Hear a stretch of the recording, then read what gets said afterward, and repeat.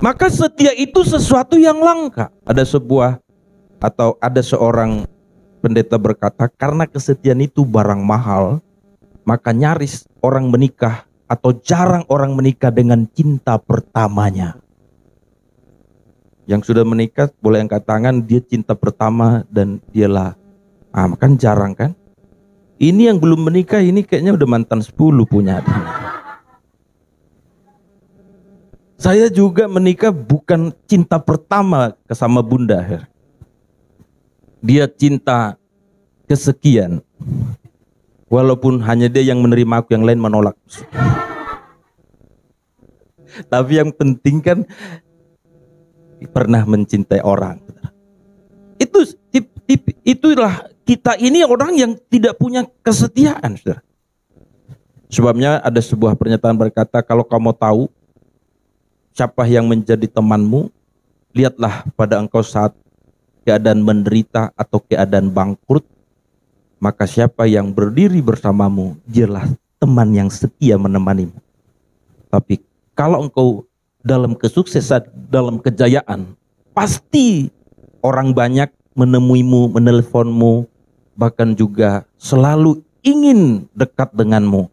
Makanya ada istilah berkata, di mana ada gula, di situ ada gula pasir. Jadi kalau sukses itu orang dekat kita biasa. Tapi kalau kita sudah bangkrut, sudah nggak punya apa-apa, jangankan kita telepon nggak diangkat, saudara. Kita nelpon aja dia nggak meminjam uang, saudara. Padahal belum tentu. Makanya yang setia itu yang jadi mahal. Kata setia ini dipakai, saudaraku, kalau kita lihat secara pengertiannya adalah berpegang teguh pada janji, berpegang teguh pada komitmen. Bahkan juga kesetiaan itu diartikan keteguhan hati atau tetap tidak berubah. Nah, ini yang menjadi pertanyaan kita adalah mengapa sulit menemukan orang yang setia? Poin yang pertama yang perlu kita lihat, sebab kesetiaan itu membutuhkan pengorbanan. Ngucapin janji gampang, gratis, nggak modal. Tapi memenuhi janji bayar harga. Ini semua saya lihat ini banyak orang-orang yang ingkar janji ini. Janjinya mudah, saudara. Ya bang, kita setia sampai end contract.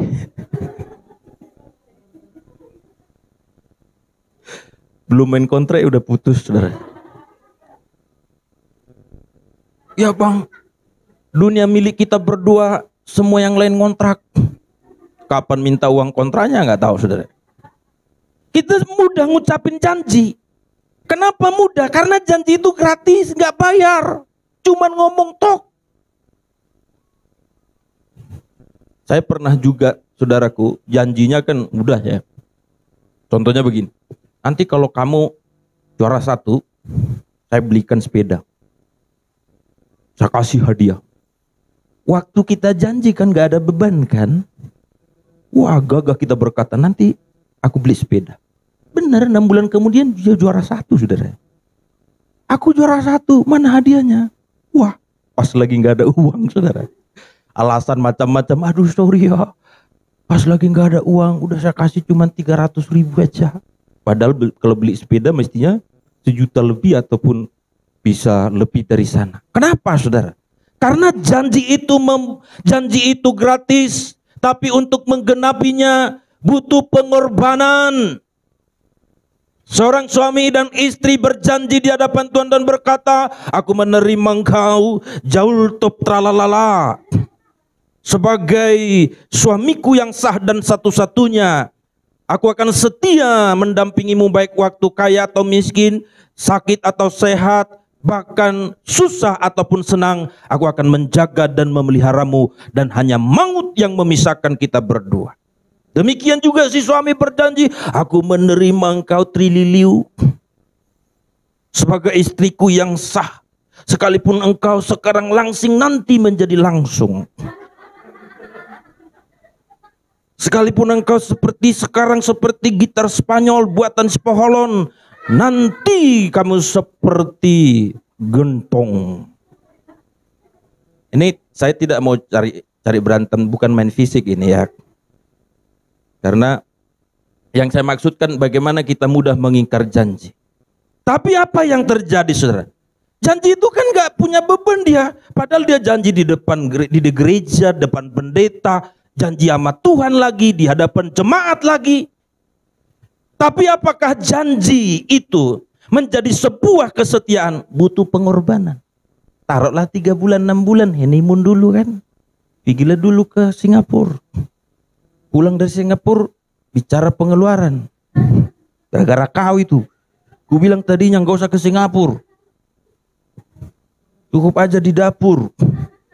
Habis uang kita berkelahi. Tapi seorang suami mestinya setia, diuji janjinya lewat sebuah pengorbanan. Kalau saya memikirkan begini, ujian bagi suami dengan istri itu beda. Kalau ujian bagi suami itu terjadi pada saat dia mengalami kesuksesan. Kalau suami sukses, karirnya sukses, uangnya banyak, biasanya kalau sukses tambah rumahnya, tambah mobilnya, tambah usahanya. Biasanya dia tambah istri juga itu orang. Simpanannya banyak, wanita pun dia simpan. Jadi maksudnya gini loh, waktu laki-laki sukses itu ujian kesetiaan. Tangkap apa bang saya maksud ini? Maka pada saat si suami sukses, tapi dia tetap berikrar dan berkata, aku tidak akan nambah istri, walau nambah rumah, mobil dan sebagainya. Tapi aku tetap setia kepadanya, karena pada saat dia sukses tadi seperti yang saya katakan, banyak gadis-gadis yang datang, banyak juga bukan cuma gadis, dari gadis sampai janda tua semua datang. Wih, bapak ganteng ya. Wih, mobilnya bagus ya. Dari sekretaris pribadi sampai sekretaris orang. Semua dekat. Ngerti sampai sini? Itulah ujian bagi dia. Tapi kalau pada kala itu ada peluang untuk berkhianat, untuk selingkuh, atau untuk membuat istri simpanan, ataupun juga beristri lagi. Tapi dia berkata, aku ngerti ini berat bagiku. Sebenarnya dagingku pingin sih. Bisa juga sih sembunyi-sembunyi. Tapi aku bertekad, aku tidak mengkhianati istriku. Maka saya percaya, ini ujian kesetiaan yang membuat dia rela mengorbankan kesenangannya demi kesetiaannya kepada istri. Dan saya yakin kalau ini suami bangkrut tidak mungkin meninggalkan istrinya. Ngerti sampai sini? Tapi bagi istri kebalikan. Kesetiaan istri diuji pada saat suami bankrupt. Ada uang, abang sayang. Tidak ada uang, abang ditinggal. Pada saat suami tidak punya apa-apa, maka pada kala itu kesetiaan istri diuji. Apalagi ada lagi orang yang ngajakin lu, itu suamimu, wah kere banget. Lu gak punya apa-apa. Mantan pula ini yang datang, mantan saudaraku. Mantan ini udah duda pula, kurang asar enggak saudaraku. Lalu kata lu, kamu kok miskin ya, kasihan ya. Coba dulu kamu enggak mutusin saya. Tapi kalau kau berpikir ulang boleh juga katanya lagi. Tapi pada kala itu engkau berkata, walaupun suamiku miskin melarat, aku berjanji kepada dia sehidup semati. Aku ngerti aku bisa tergoda denganmu. Tapi ini ujian bagiku, aku setia pada suamiku. Maka saya percaya, ujian pada istri seperti ini akan lolos. Sekalipun suaminya nanti kaya raya, dia tidak mungkin meninggalkan suaminya. Miskin aja dipelihara kok, apalagi kaya raya. Karena perempuan paling takut dengan kemiskinan. Makanya wajah-wajah saudara, wajah-wajah matre semua saudara.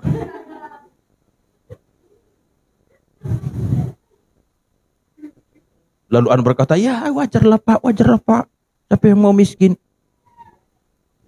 Benar saudara, tapi yang saya mau katakan pada saudara, ketika kita berjanji, itu berarti butuh pengorbanan untuk setia. Maka kata setia itu bisa kita artikan, yang pertama, setia itu artinya kita mulai dari awal sampai akhir, kita menyelesaikannya sampai pada akhirnya. Katakan amin.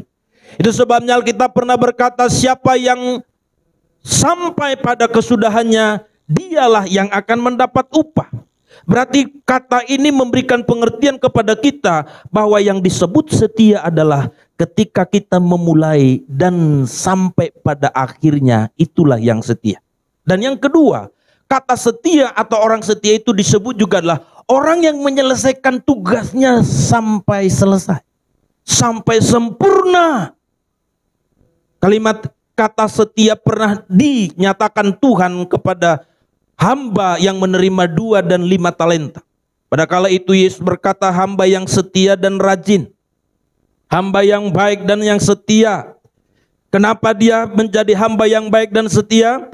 Karena apa yang dipercayakan kepada dia, dia menuntaskan, dia menyelesaikan, dia menggandakan dari 2 menjadi 4, dari 5 menjadi 10. Tetapi ada satu orang yang menerima 1 talenta, maka dia hanya menyimpan dan tidak menggandakan dan juga tidak merusak. Dia juga tidak menjual, dia kembalikan 1, lalu tuannya berkata apa? Hamba yang jahat dan malas. Jadi yang saya mau katakan pada saudara, apa yang saya mau katakan?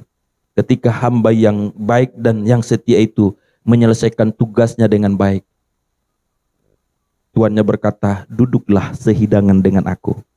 Artinya dia diberi kesempatan untuk menikmati kemuliaan bersama dengan majikannya. Kalau coba seandainya bos kilang saudara bilang sama saudara, itu karyawan terbaik tolong tuh ya, si Enia ya.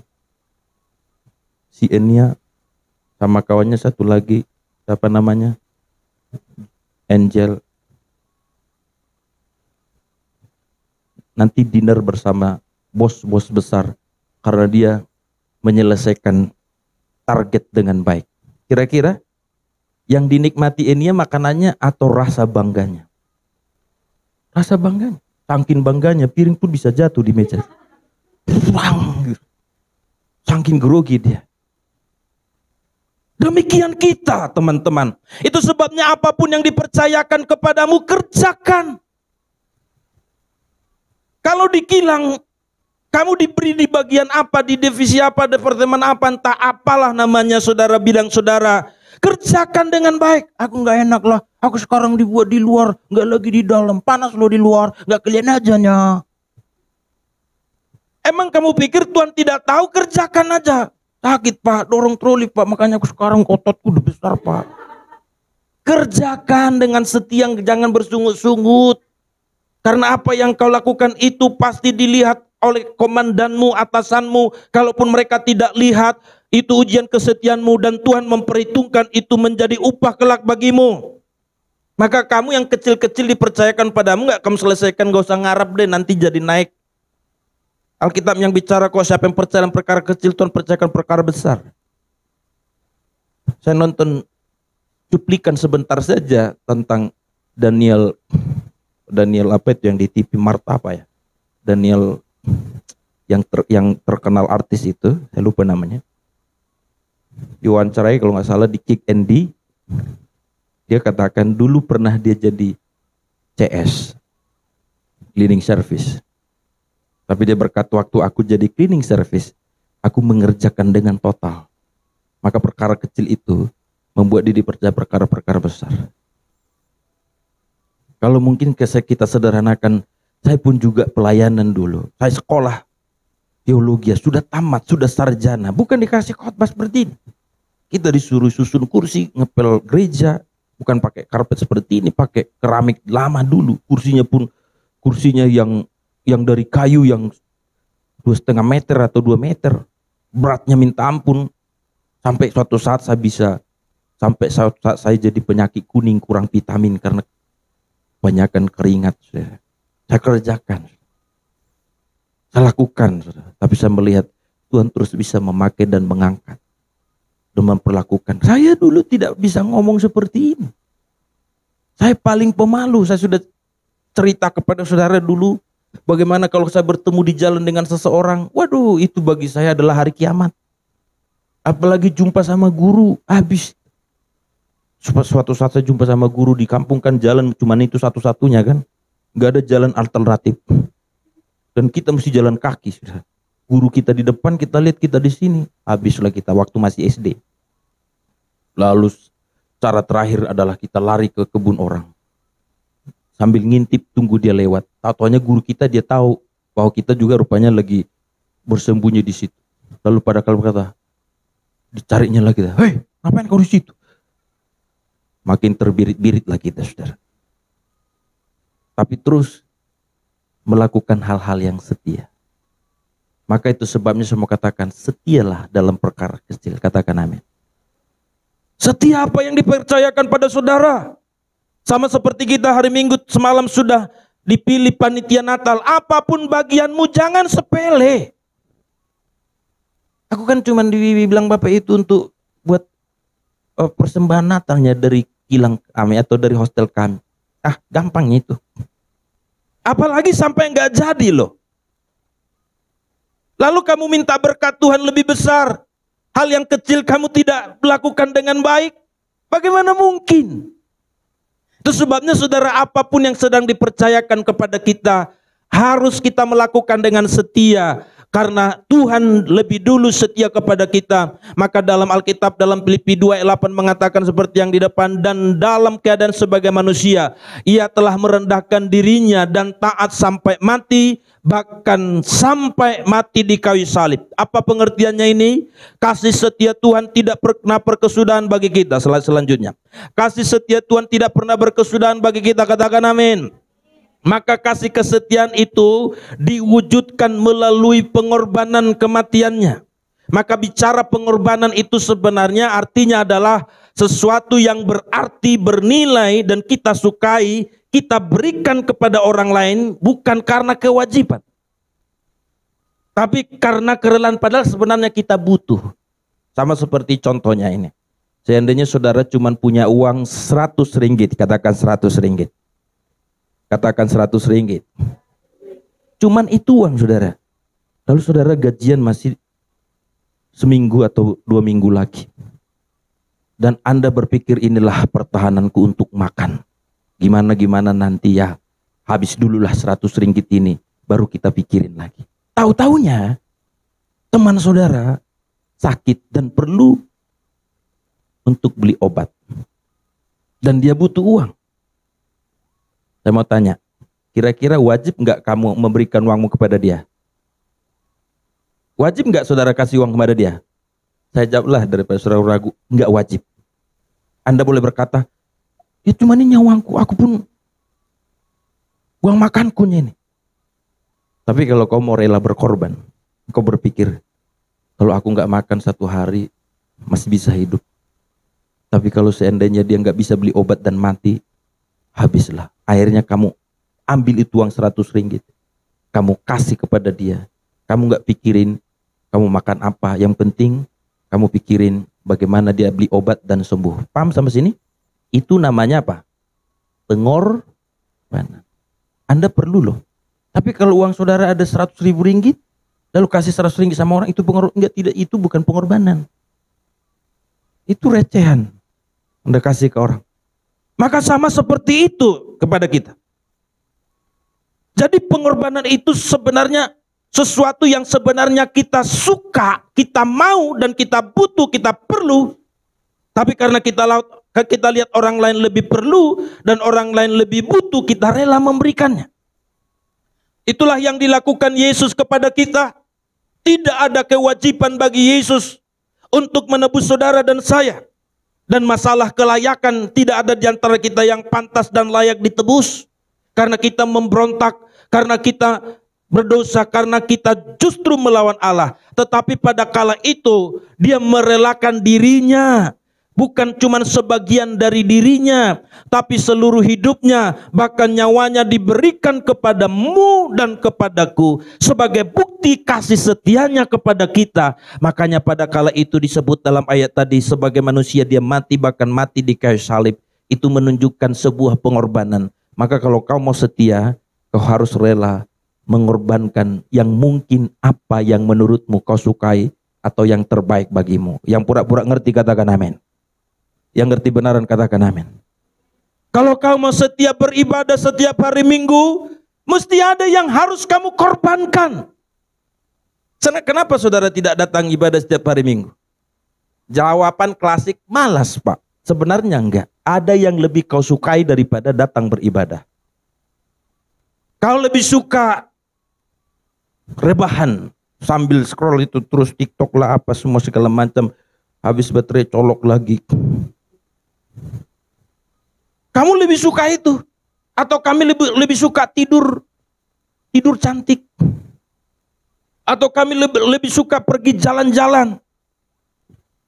Tapi saya mau katakan pada saudara, kalau saudara mau setia pada Tuhan, kamu rela nggak mengorbankan itu? Kamu rela nggak?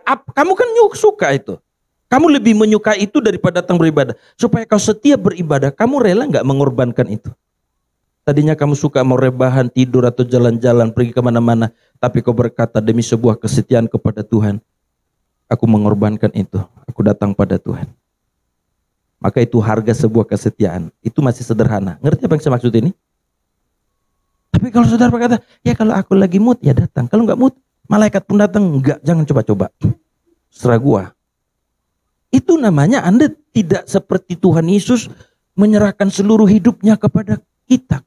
Makanya sebagaimana Allah rela mengorbankan dirinya sebagai bukti kasih setianya kepada manusia, seharusnya demikian kita rela mengorbankan apapun sebagai wujud kesetiaan kepada Allah. Gak boleh ada yang tersisa.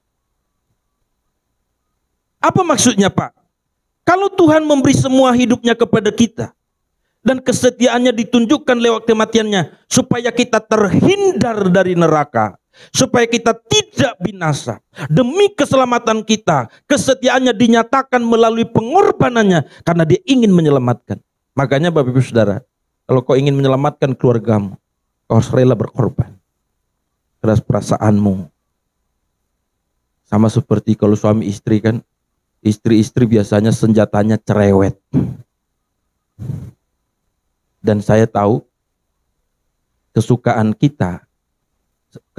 istri biasanya cerewet, melawan, atau juga mungkin ya kan nggak mungkin nggak melawan, tapi melawan itu bentuknya beda. Maksudnya melawan bentuknya bisa dalam beberapa bentuk. Contohnya melawan, ya kenapa? Apa rupanya? Itu kan itu bentuk perlawanan dengan adu mulut.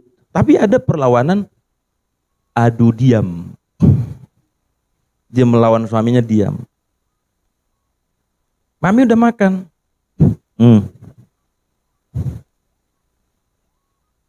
Itu bentuk perlawanan. Itu sebabnya saudara, kalau saudara mau berkorban, Anda mungkin suka menjawab, suka melawan, suka mendiamkan demi menyelamatkan keluargamu. Kenapa tidak kau korbankan itu? Suka belum tentu kita nikmati. Ngerti sampai sini? Kita sering melakukan yang kita suka walau tidak kita nikmati. Kita suka saudara berdebat pada orang. Kita suka mungkin mendiamkan orang. Kita suka mungkin berkelahi. Tapi nggak kita nikmati kok. Tapi kita suka itu. Makanya saya katakan kalau kita hubungkan kepada pengorbanan, kenapa kita nggak rela mengorbankan itu? Kenapa kita tidak rela melepaskan itu? Sebuah persahabatanmu. Kenapa tidak kamu korbankan gengsimu? Kenapa tidak kamu korbankan saudara perasaan harga dirimu? Kan dia yang salah. Gue yang benar. Sebelum dia yang bicara dulu, aku nggak mau bicara. Yang tersinggung katakan amin. Yang tersinggung katakan amin. Tapi kenapa saudara tidak berpikir demi sebuah kelanggengan persahabatanmu, keselamatan persahabatanmu? Kamu rela mengorbankan perasaanmu. Kamu rela mengorbankan, mungkin engkau seperti merasa direndahkan. Kau rela mengorbankan itu untuk menyelamatkan persahabatanmu. Itu yang disebut kesetiaan dalam persahabatan. Yang pura-pura ngerti katakan amin. Yang ngerti benaran katakan amin. Makanya tadi kan kesetiaan itu, orang setia itu langka. Bersahabat itu mah banyak, tapi yang setia dalam persahabatan itu langka. Kenapa langka, Pak? Enggak mau berkorban. Enggak mau mengorbankan egonya, enggak mau mengorbankan perasaan atau harga diri, merasa direndahkan. Kenapa kita tidak mau mengorbankan apa yang kita pertahankan dan menurut kita itu penting bagi kita. Tapi seperti apa yang saya katakan, korban itu berkorban artinya sebenarnya kita suka, kita mau, bernilai bagi kita, dan kita menginginkan itu kita lepaskan demi sebuah kesetiaan. Berikan tepuk tangan yang terbaik bagi Allah kita. Itu sebabnya semua hidup kita jangan ada yang tersisa, harus kita serahkan kepada Tuhan. Masa depan kita,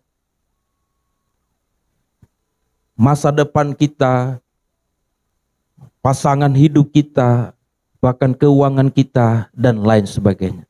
Sama seperti itu, sebabnya bicara kesetiaan itu Tuhan hubungkan juga kepada suami istri. Makanya suami istri, saudaraku yang dikasih oleh Tuhan, satu daging kata Alkitab. Artinya seluruh hidupnya telah diserahkan kepada pasangannya. Makanya Paulus pernah berkata, seorang istri tidak berkuasa atas tubuhnya, yang berkuasa adalah suaminya. Demikian suami tidak berkuasa atas tubuhnya, tapi yang berkuasa adalah istrinya. Itu bagi suami istri. Artinya Alkitab juga berkata satu daging. Nah, apa yang saya maksud di sini? Ini kan bicara tentang bagaimana seorang istri menyerahkan semuanya kepada pasangannya. Demikian suami juga menyerahkan semuanya kepada istrinya. Maka sedemikianlah kita harus menyerahkan semuanya kepada Tuhan. Boleh nggak saudara bayangkan bila suatu saat ada Anda yang laki-laki yang hadir hari ini terus menikah, istrinya berkata gini, ya kita sudah menikah, aku mencintaimu, aku sayang samamu, aku sekarang istrimu dan aku milikku. Tapi satu permintaanku ya bang, jangan pegang kupingku yang kanan ya. Khusus yang kanan aja bang. Kenapa? Ini untuk mantanku. Coba kira-kira suami bilang apa? Kurang ajar lo kuping. Oke, nggak aku pegang kuping, ku potong sekalian. Stop. Ini kan nggak masuk akal, tapi itu logiknya loh. Atau seorang suami berkata, kau sekarang kan sudah jadi istriku, aku milikmu, aku adalah suamimu. Tapi tolong ya, jangan kau usik keuanganku ya, karena uangku itu urusanku dengan sekretaris pribadiku. Kalau kamu jadi istri gimana kira-kira? Sekretaris pribadimu. Ngomong sekali lagi. Rangasam lo gitu. Lah kita aja yang gak mau gitu, kita dianggap dicurangi. Ada waktu berkata, itu urusanku dengan sekretarisku. Langsung kau nyanyi. Benar ku mencintaimu, tapi tak begini. Kau hianati aku, kau curangi aku. Ngerti apa yang saya maksud ini? Begitulah kita kepada Tuhan, Bapak Ibu Saudara. Kalau berkata Tuhan, aku serahkan seluruh hidupku kepadamu Tuhan. Tapi ketika dia mau mengurusi masa depanmu, kau berkata, enggak usah deh Tuhan, masa depanku akulah. Ketika dia mengurusi pasangan hidupmu, gue udah dewasa deh Tuhan, gue udah tahu mana yang terbaik. Yang itu gak usah diusik deh, aku gak anak-anak lagi. Ketika dia mengurusi keuangan kita, dia berkata, ini kan uang saya Tuhan, aku serahkan hidupku samamu. Tapi masalah uang, ya suka saya mau belanja, mau shopping, mau apa, terserah gue dong. Mungkin kalimat itu tidak kita sebut, tapi saya mau katakan pada saudara, kalau engkau mau berkorban dan setia pada Allah, seluruh area hidupmu harus kau serahkan pada Dia. Katakan amin. Jadi aku berkata Tuhan, kalau seandainya kita bicara tentang uang, waktu kau gajian, waktu kamu cek, waduh, 4.500. Berkata, oh puji Tuhan, terima kasih Tuhan buat berkatmu ini. Tapi saya nggak yakin Anda ngomong begitu. Wah, 4.500. Langsung pikirannya, waduh, pergi shopping, kemana segala macam, pergi ke Langkawi, ke Pineng, macam-macam lah saudara. Tapi boleh nggak kita coba Tuhan juga urusin keuangan kita ketika kita lihat, terima kasih Tuhan. Jangan bilang ini sok, jangan bilang ini, alah sok rohani, kita juga orang berdosa, semua orang berdosa. Tapi saya mau katakan, tolong kita serahkan keuangan kita kepada Tuhan. Katakan amin. Boleh nggak berkata, terima kasih Tuhan, ini berkat-Mu melalui kerja keras yang saya lakukan. Udah simpan dulu nominalnya 4.500 contohnya. Lalu setelah itu kamu Tuhan, aku punya uang 4.500, berikan aku hikmat untuk mengelolanya. Ngerti sampai sini? Berikan aku hikmat. Aku tahu aku ada planning Tuhan. Aku tahu ada planning, tapi aku nggak mau cuman planningku aja. Berikan aku hikmat, tolong Tuhan. Pasti Tuhan berikan hikmat. 50% menabung. Atau bila perlu kan. Tapi ini kan nanti nggak enak jadinya. Anda pikir saya mau ngapain gitu ya. Harusnya gini, Tuhan, kalau saudara sudah ngerti kasih persepuluhan, 10% akan kembalikan pada Tuhan. Dan 5% untuk persembahanku selama 1 bulan. Ngerti sampai sini? Lalu selebihnya Tuhan, saya tabung dan untuk kebutuhanku. Maka Tuhan berikan hikmat kepadamu. Kamu menabung dan lain sebagainya. Tapi kerap kali kita nggak mau Tuhan urusi.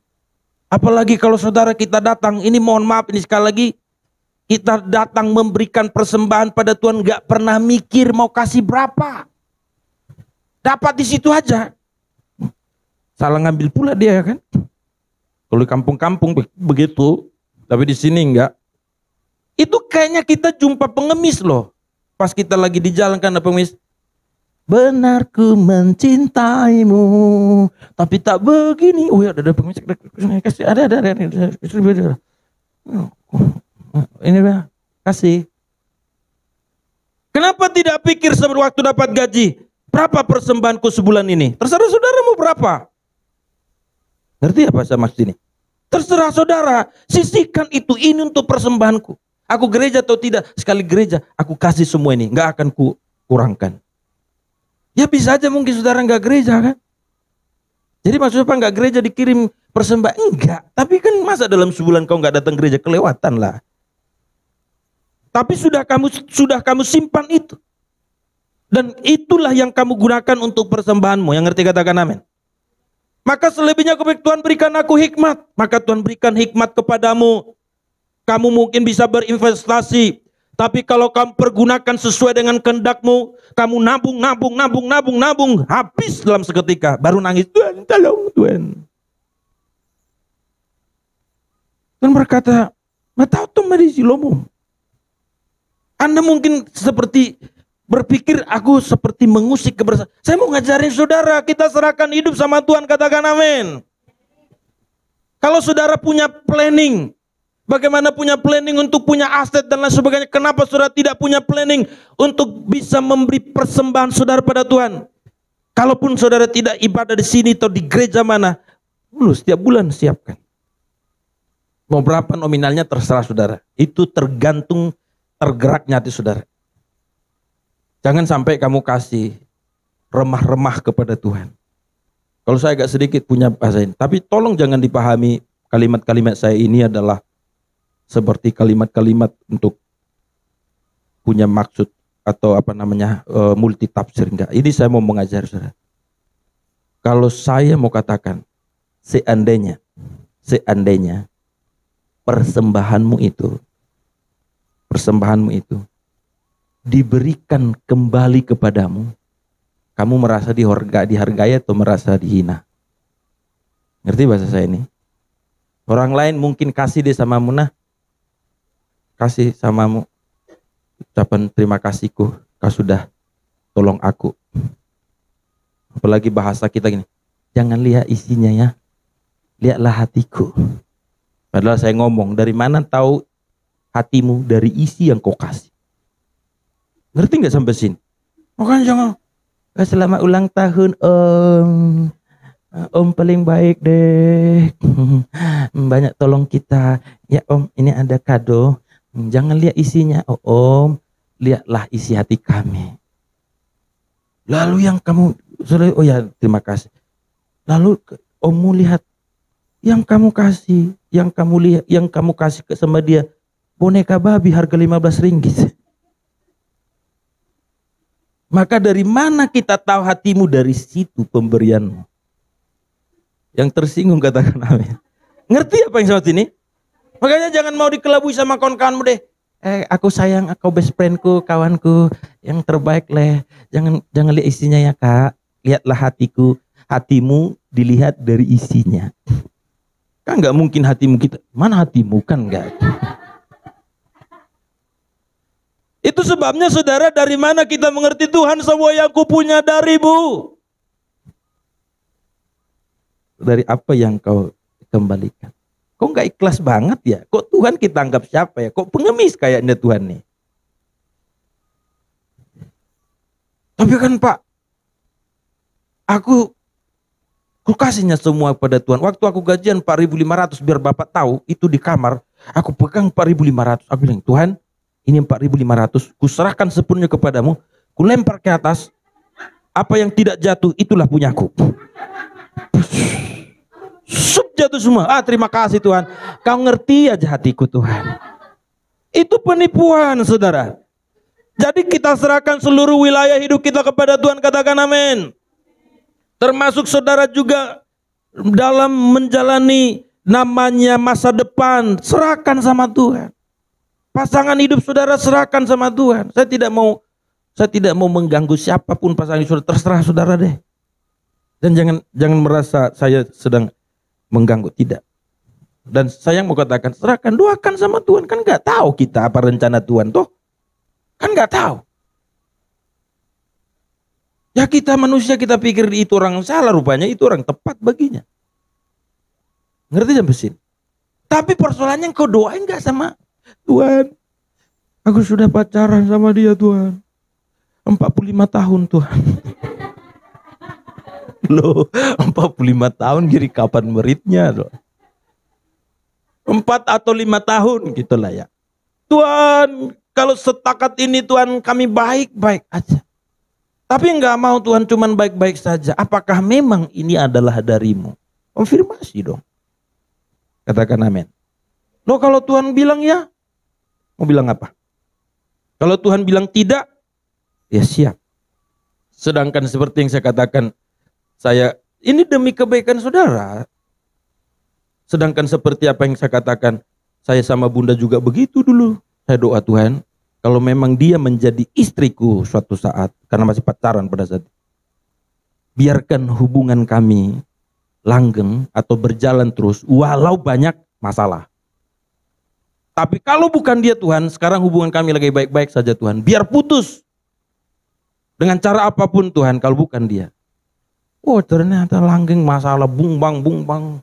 Tapi nggak mikir untuk putus loh. Bukan kadang-kadang yang lain. Tapi nggak mikir loh gitu. Dan benar. Jadi loh. Ada yang juga berkata bahkan, emang kamu yakin dia jadi istrimu? Jadi istri pendeta loh nanti. Bahkan ada yang pendeta ngomong sama Bunda, kamu yakin mau jadi istri pendeta? Kayaknya gayamu gak cocok. Sampai segitunya dia terluka.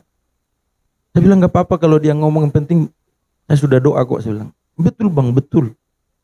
Jadi bang, jadi. Tanggal berapa? Tanggal 7 bulan 7 tahun 2007 di Jalan Sewampu nomor 7 jam 17. Dan benar ke saudara? Bayangkanlah coba kalau seandainya kami nunggu Elkan itu 14 tahun loh. Kamu pikir 14 tahun gampang? 14 tahun, anak pertama laki-laki. Makanya Elkan jadi nama besar keluarga saya, opungnya Elkan jadi. Nunggunya. Tapi kita nggak pernah ibaratnya merasa bosan, jenuh.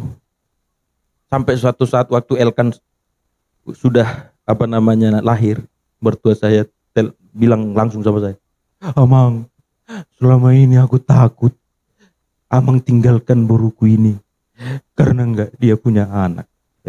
Enggak ada pernah kepikiran itu Amang. Aku enggak akan pernah tinggalkan dia.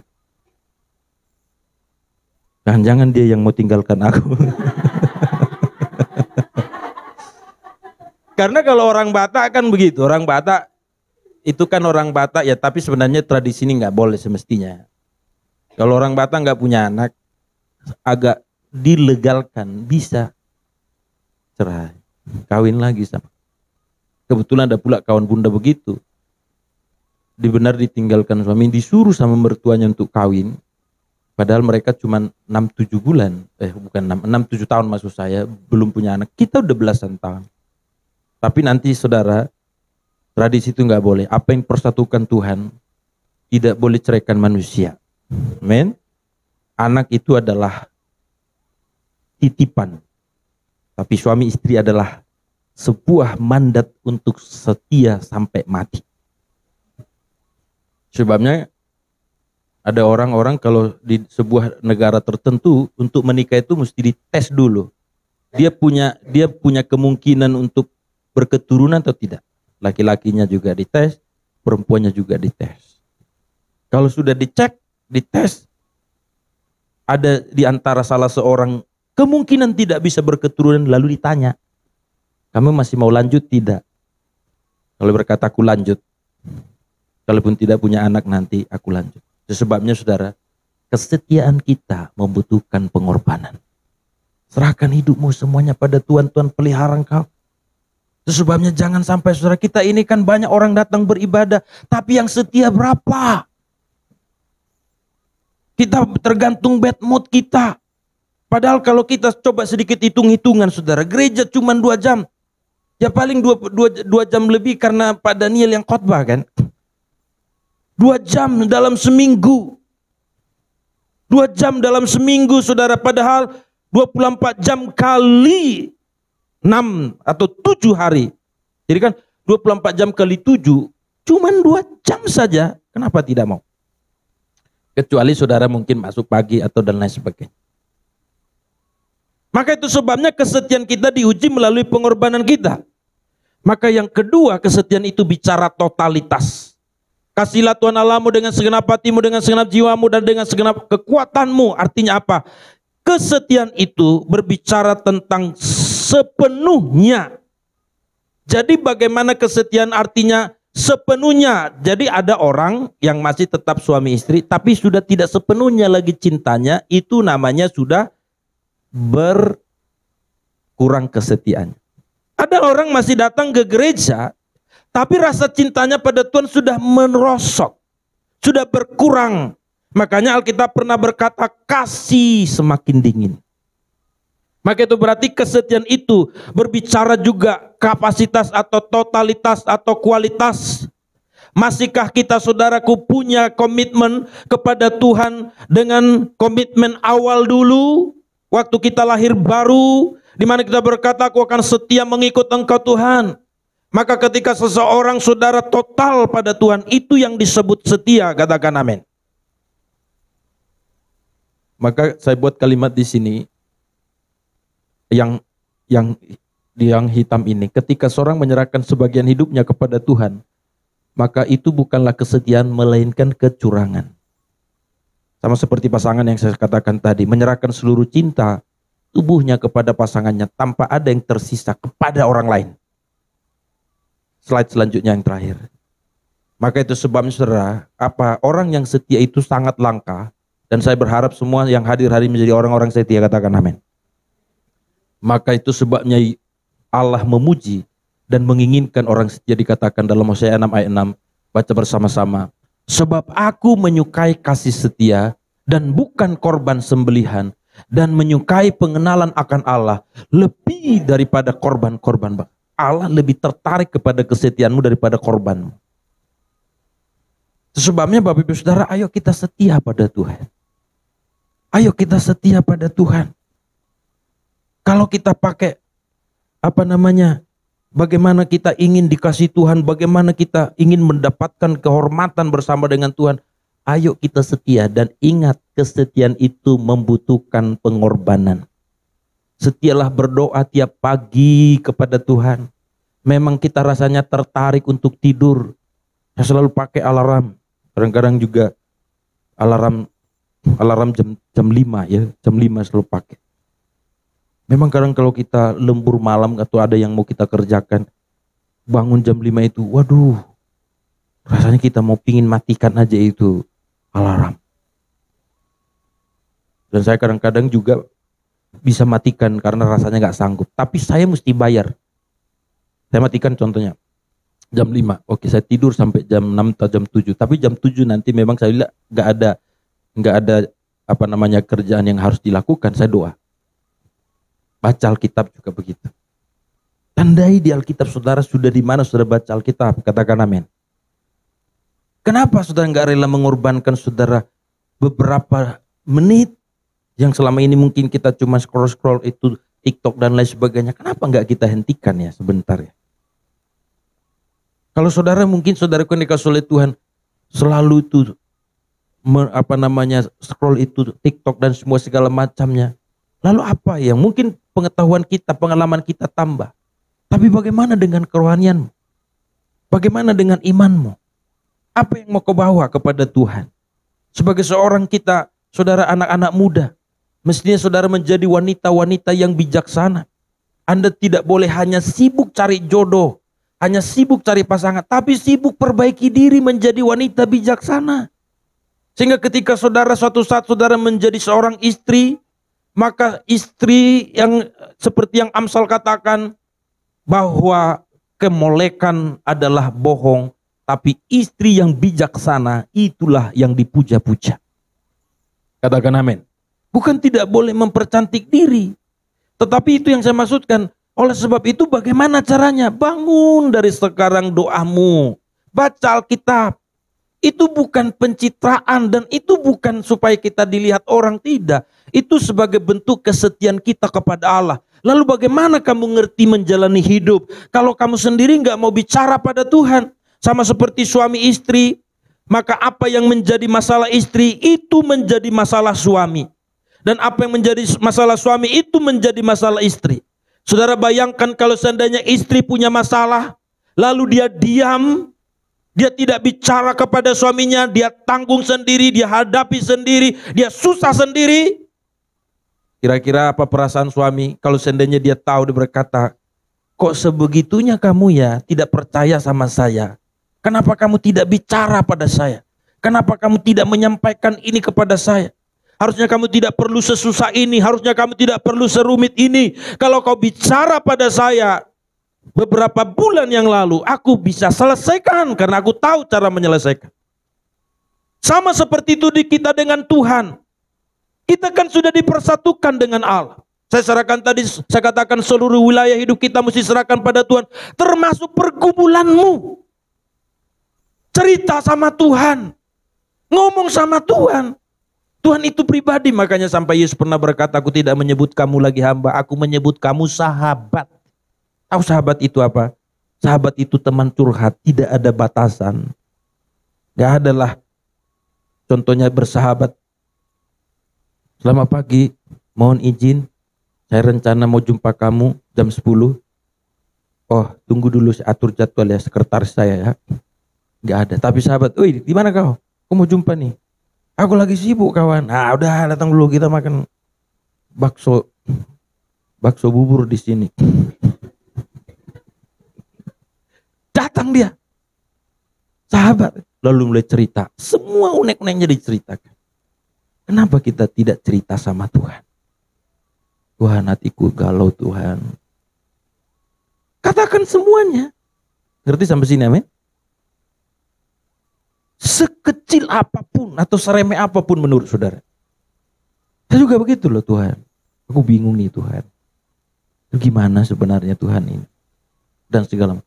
Tuhan, jujur hatiku begini Tuhan. Tuhan, aku takut Tuhan. Tuhan, aku begini. Ceritakan semuanya. Makanya saudara, kita setia pada Tuhan. Amin buat firman Tuhan. Mari kita bangkit berdiri bersama-sama. Haleluya.